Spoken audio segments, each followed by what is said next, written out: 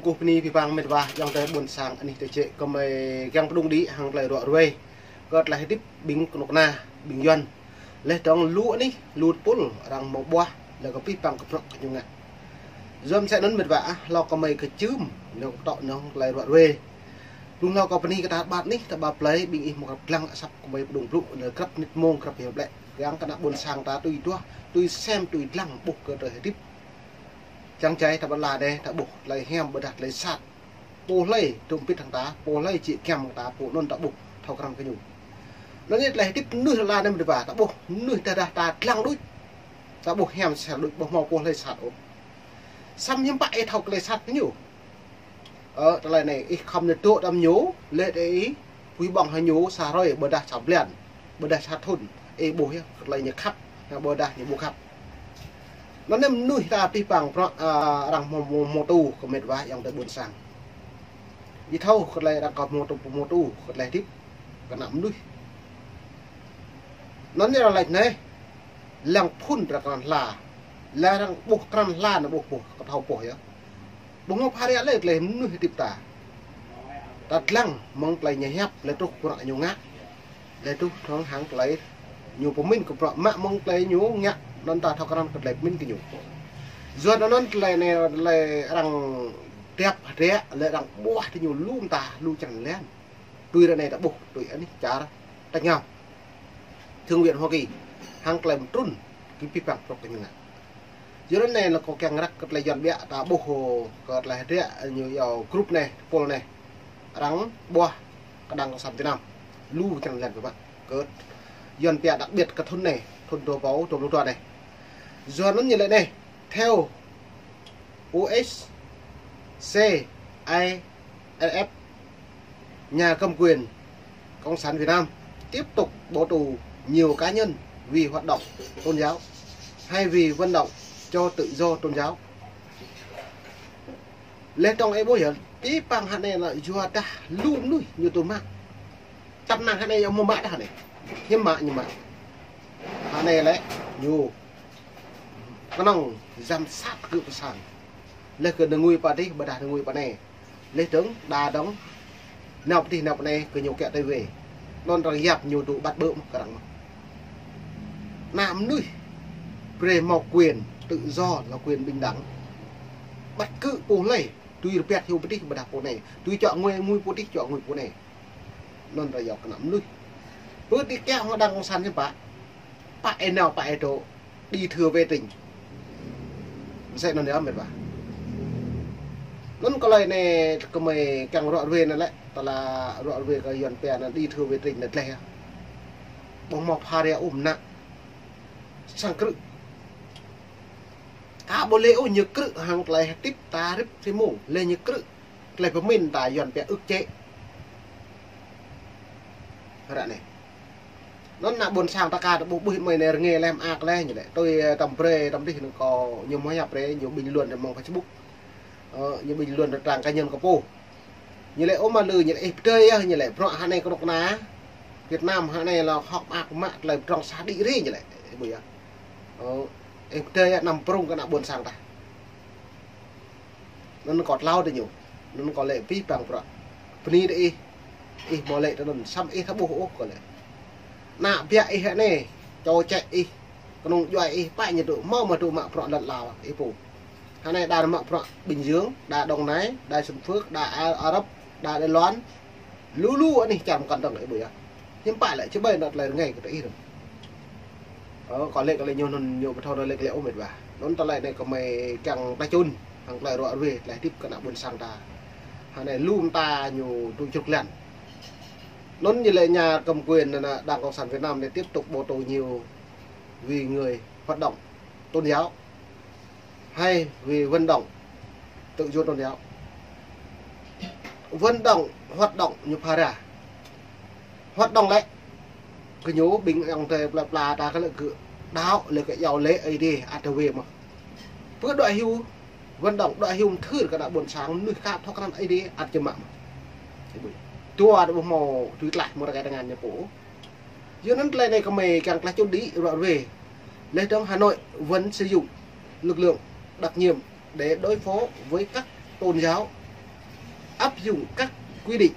mơ hồ về an ninh quốc gia để trấn áp các hoạt động tôn giáo độc lập. Này ta thao đấy. Nhung pri bình nhẹ đặc nhiệm như vậy, đặc nhiệm là lấy cái nâu bình cười thao chăm này thao lùm tài bình đặc nhiệm lên này. Tôi nhiều mà mặc bình non cả như lệ pri cái nạp lập là hụi nhưng mặc bình non pri chăm piên cái nạp lập là chừng nhẹ giờ nó đây họ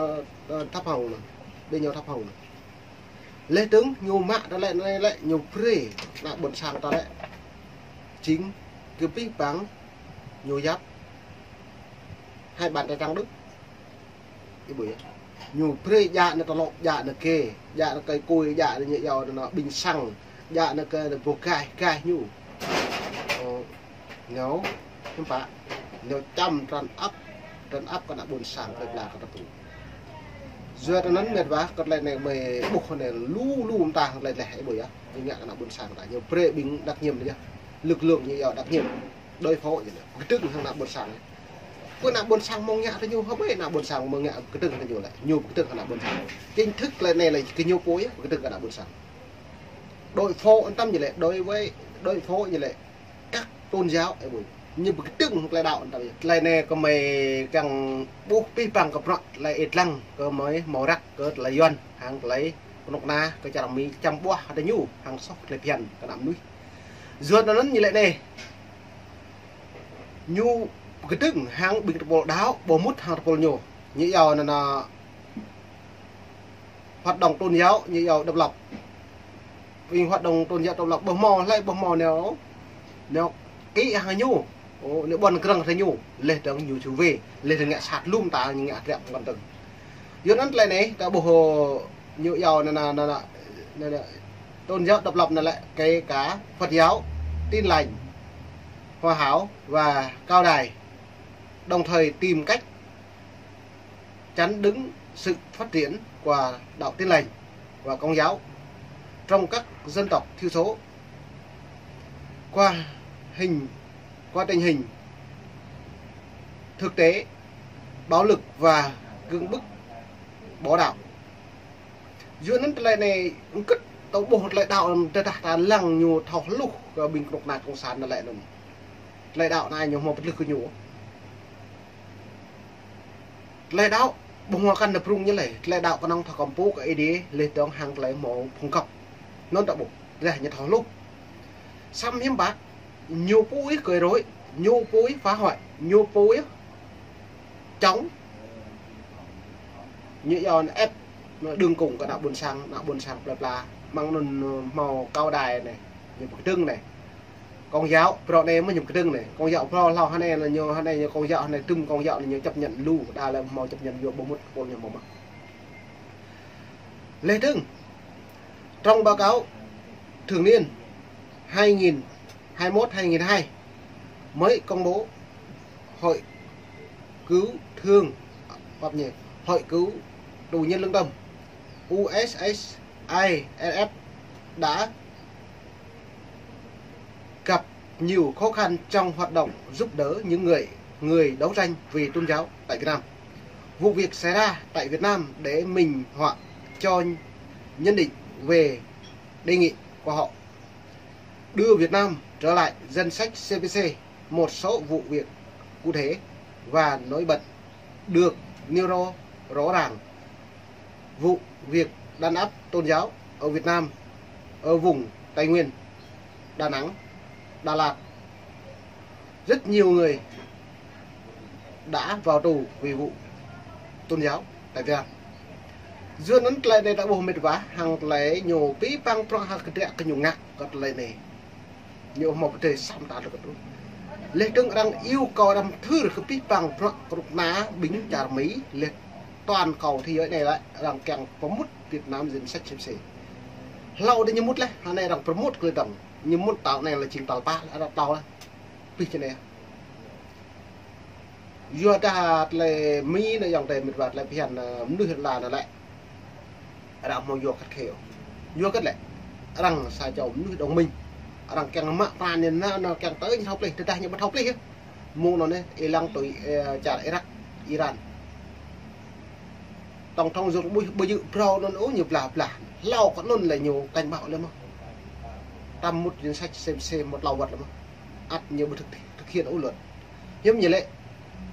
như độ bộ mò can thiệp truyền lại bộ riêng từ cái nhũ đây những dây nuôi mới đây những cái nuôi này thì bộ mò can thiệp truyền lại bộ riêng từ cái nhũ do kết lại như bộ đang can thiệp truyền được bởi do mạng một lại nó ra buộc một lại này đằng mắt đằng chứ đồng bộ họ mong đằng chứ gì không đằng lại